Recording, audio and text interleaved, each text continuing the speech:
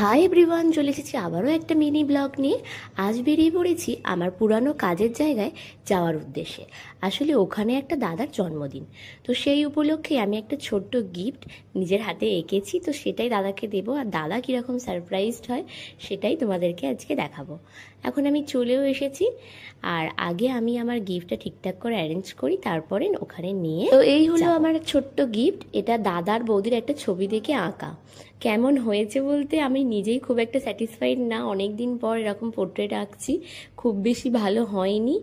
তবুও যেহেতু দাদার উদ্দেশ্যে এঁকেছি তাই দিতেও চলে এসেছি। দাদা এখন বাড়ি যাচ্ছিল, কিন্তু ওকে চুমকি আটকে রেখেছিল আমি আসবো বলে।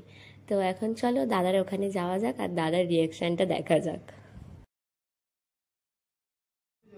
এই দেখো এটা কি হতে পারে বলো তো?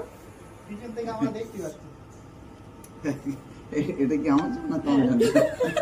কি বাজে, মানে কি হতে পারে বলো? কি ছবি হবে কি? তো কিছু ছবি তো হবে। ছবিতে কি হ্যাপি বার্থডে। Thank you. সালা কি দেখলে? বুঝে গেলে কোন ফটোটা বলো তো? কোন ফটোটা বলো তো? আরে আমার ছবি দেখেছি, ওটা তো বিয়ে বাড়ির ছবি। দেখ না, নাইস, থ্যাংক ইউ।